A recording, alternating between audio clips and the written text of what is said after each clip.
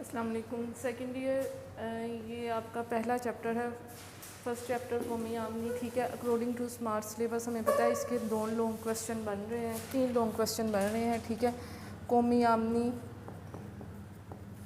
के मुख्तलिफ तसव्वुरात, कौमी आमनी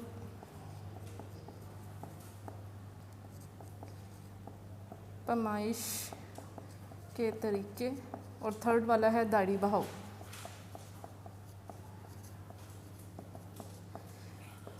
फर्स्ट चैप्टर से स्मार्ट सिलेबस के मुताबिक आपके 3 लॉन्ग क्वेश्चन बन रहे हैं। इससे रेलिवेंट जितने भी शॉर्ट क्वेश्चन हैं आज हम वो डिस्कस करेंगे। फर्स्ट वाला क्वेश्चन देखें, कौमी आमनी के तारीफ़। कौमी आमनी से क्या मुराद है? एक साल के अरसे में डॉक्टर मार्शल कहते हैं एक साल के अरसे में अशिया व खिदमात की जितनी मिकदार मुल्क में जितने भी वसाइल हैं, चाहे कुदरती हैं, इंसानी ज़राए हैं, उन सब को इस्तेमाल करके अशिया व खिदमात की जितनी भी मिकदार पैदा की जाती है उसको हम क्या बोलते हैं? कौमी आमनी बोलते हैं। सेकंड वाला क्वेश्चन देखें, मार्शल की बयान करदा कौमी आमनी की तारीफ़। आपने कौमी आमनी की भी वही डेफिनेशन याद करनी है और मार्शल वाली भी वही डेफिनेशन याद करनी है। मैं दोबारा रिपीट कर देती हूँ। एक साल के दौरान, एक साल के अरसे में किसी मुल्क में वहाँ के कुदरती और इंसानी ज़राए को इस्तेमाल करके जितनी भी अशिया व खिदमात पैदा की जाती हैं, हर सेक्टर की हमने अशिया व खिदमात ले लेनी है। ठीक है, उन सब को क्या कहते हैं? उन सब का मजमुआ क्या कहलाता है? कौमी आमनी कहलाता है। थर्ड वाला क्वेश्चन देखें, प्रोफेसर फिशर के मुताबिक कौमी आमनी की तारीफ़ क्या है? डॉक्टर मार्शल कहता है एक साल के अंदर में एक साल के अरसे में अशिया व खिदमात की जितनी मिकदार पैदा की जाती है। प्रोफेसर फिशर ये कहते हैं एक साल के अरसे में अशिया व खिदमात की जितनी भी मिकदार जो है वो सर्फ की जाती है, यानी खर्च की जाती है। मार्शल और फिशर की डेफिनेशन में जो है वो क्या फ़र्क है? मार्शल कहता है एक साल के अंदर अशिया व खिदमात की जितनी मिकदार पैदा की जाती है, और फिशर क्या कहता है? वो कहता है एक साल के अरसे में अशिया व खिदमात की जितनी मिकदार जो है वो सर्फ की जाती है, खर्च की जाती है, उसको हम क्या बोलते हैं? कौमी आमनी बोलते हैं। अब कौमी आमनी के मुख्तलिफ तसव्वुरात। ठीक है, फर्स्ट वाला देखिए, ख़ाम कौमी पैदावार। ख़ाम कौमी पैदावार से क्या मुराद है? एक साल के अरसे में किसी मुल्क में वहाँ के जितने भी ज़राए हैं, वसाइल मौजूद हैं, उनका इस्तेमाल करके जितनी भी अशिया पैदा की जाती हैं उनको क्या बोलते हैं? ख़ाम कौमी पैदावार बोलते हैं। इसमें बाहर वाले ममालिक में जो रह के लोग कमा रहे होते हैं वो पाकिस्तान में जो भेजते हैं वो भी इनकम हमने इस पर जो है वो इंक्लूड कर देनी है। सेकेंड वाला क्या है? खालिस कौमी पैदावार। खालिस कौमी पैदावार का कौमी पैदावार इक्वल है ख़ाम कौमी पैदावार माइनस फरसूदगी के अखराजात।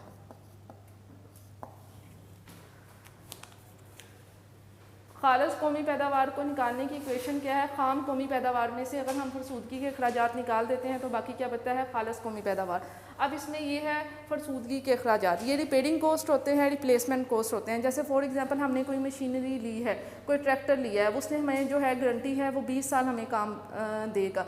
उस 20 साल के अरसे में हमने जितना ट्रैक्टर से कमा रहे हैं हम उसकी इनकम में से हम थोड़े थोड़े पैसे साइड पे रखते जाए ताकि उसकी सर्विस करवाने के लिए, उसको रिपेयर करवाने के लिए भी इस्तेमाल हो। इसके अलावा 20 साल के बाद जब ट्रैक्टर ख़राब हो तो हम उसको रिप्लेस कर सकें, हम उसी ट्रैक्टर की आमनी से नया ट्रैक्टर जो है वो ले सके, उसको क्या बोलते हैं? फरसूदगी के अखराजात। खालिस कौमी पैदावार इक्वल है ख़ाम कौमी पैदावार माइनस फरसूदगी के अखराजात। नेक्स्ट वाला क्या है? ख़ाम मुल्की पैदावार। ख़ाम मुल्की पैदावार ख़ाम कौमी पैदावार में से हम बैरूनी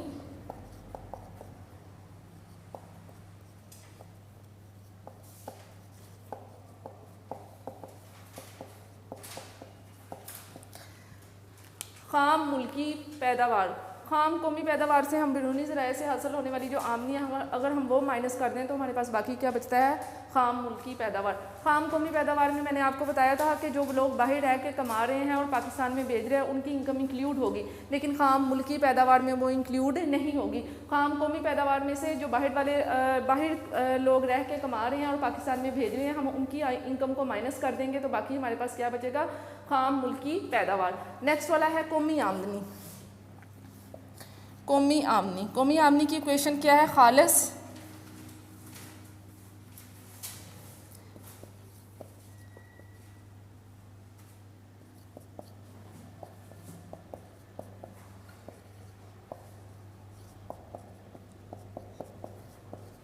इसकी इक्वेशन क्या है, कौमी आमदनी में से हम खालिस कौमी पैदावार में से जब हम इनडायरेक्ट टैक्स को माइनस कर देंगे और सब्सिडीज़ को इंक्लूड कर देंगे तो फिर हमें क्या मिल जाएगा, कौमी आमदनी मिल जाएगी।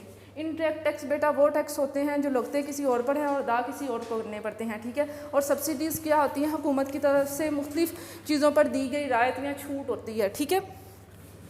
नेक्स्ट वाला क्वेश्चन है शख्सी आमदनी। शख्सी आमदनी क्या होती है, एक साल के अरसे में मुल्क में रहने वाले अफराद जितना कमा रहे हैं, ठीक है, उसको क्या बोलते हैं, शख्सी आमदनी। जैसे हम एग्जांपल में फॉर एग्जांपल मैं कह दूं एक डॉक्टर जो है वो एक साल के अरसे में 70 लाख कमा रहा है, तो ये क्या हुई, उसकी शख्सी आमदनी हुई। शख्सी आमदनी की डेफिनेशन इक्वेशन क्या होगी, कौमी आमदनी प्लस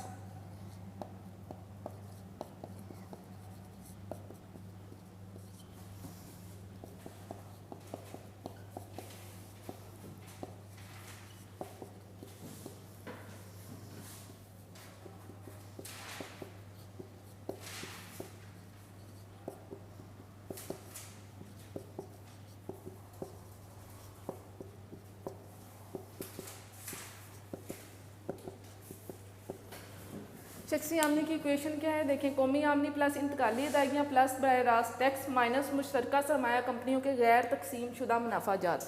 अब इसमें 3 क्वेश्चन शॉर्ट आ रहे हैं। देखिए इंतकाली अदायगियाँ क्या होती है, ट्रांसफ़र पेमेंट, ये वो पेमेंट होती है जो बगैर मेहनत के हम रिसीव करते हैं, जिसके लिए हमें कोई कोशिश नहीं करनी पड़ती, कोई जदोजहद नहीं करनी पड़ती, कोई मेहनत नहीं करनी पड़ती।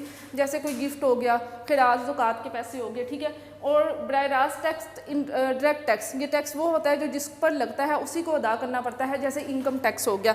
माइनस मुश्तरका सरमाया कंपनियों के गैर तकसीम शुदा मुनाफाजात, ये वो कंपनियां होती हैं जो पार्टनरशिप की बेस पर काम कर रही होती हैं, सरमाया उनके पार्टनर्स का इकट्ठा होता है, लेकिन उसके गैर तकसीम शुदा मुनाफाजात वो मुनाफाजात जो अभी तकसीम नहीं हुए होते बल्कि अलहदा रख लिए जाते हैं कि अगर कारोबार में ही उसकी ज़रूरत पड़े, कंपनी को ही उसकी ज़रूरत पड़े तो उसी पैसे को जो है वो दोबारा इन्वेस्ट कर दिया जाए, ठीक है। नेक्स्ट वाला देखिए काबिल तसर्रुफ शख्सी आमदनी।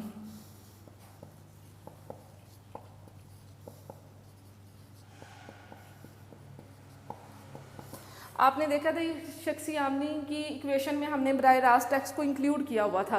काबिल तसर्रुफ शख्सी आमदनी वो आमदनी होती है जो एक फ़र्द जो है वो खर्च करने के काबिल होता है। जैसे मैंने एग्जांपल दी थी शख्सी आमदनी में कि एक डॉक्टर जो है वो सालाना जो है वो 70 लाख कमा रहा है, लेकिन वो सारा का सारा खुद नहीं खर्च कर रहा, उसने उस पे से कुछ गवर्नमेंट को टैक्स भी अदा करने हैं।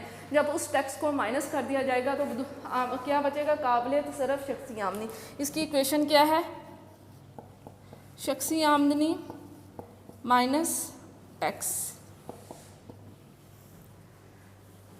फ़ीकस आमदनी। फ़ीकस आमदनी ये होती है कि पूरे मुल्क में एक फ़र्द की कितनी आमदनी है, ठीक है। इसको निकालने का फार्मूला क्या है, कौमी आमदनी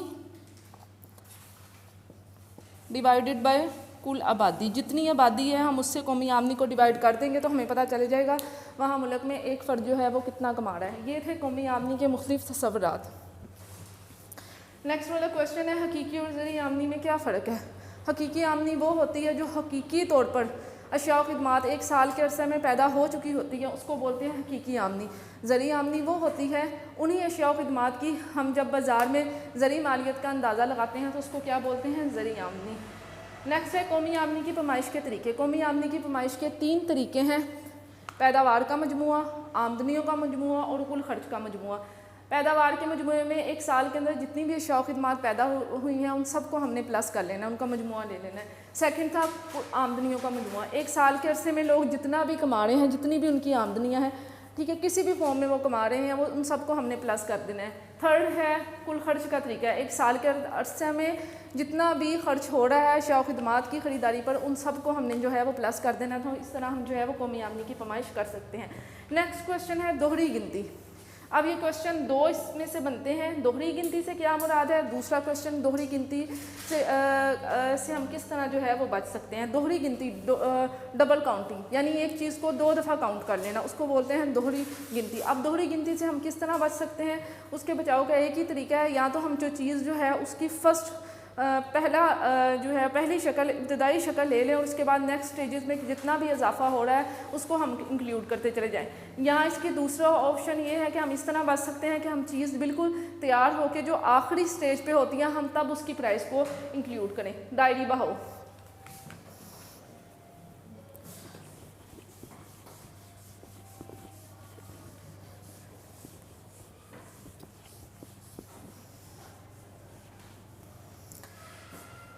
कौमी आमदनी का दायरी भाव, इसमें हमने ये देखना है कि कौमी आमदनी जो है वो किस तरह सर्कुलेट कर रही है।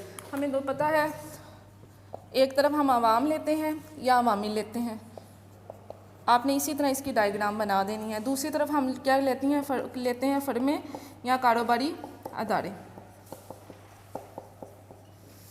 अब आवाम जो है अपनी खिदमात जो है वो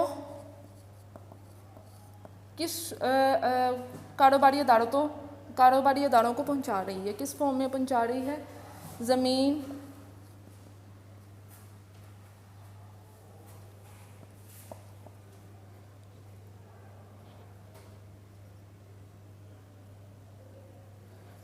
अब कारोबारी अदारे जो हैं वो इन अवाम की खिदमात जो है वो उसके मुआवजे जो है अवाम को पहुंचा रहे हैं। ये मुआवजे जो है वो अवाम की क्या बन जाते हैं? आमदनी बन जाती हैं। अब कारोबारी अदारों ने जो अवाम से खिदमात ली हैं, ठीक है, ज़मीन सरमाया की सूरत में उसने अपने पास तो रखनी नहीं है, उसकी मदद से उसने क्या किया? अशिया खिदमात पैदा की हैं और उन अशिया खिदमात को मार्केट में सेल के लिए लेकर आए हैं और वो अवाम ने उनको ख़रीदा है और उसकी जो है वो कीमतें अदा की हैं।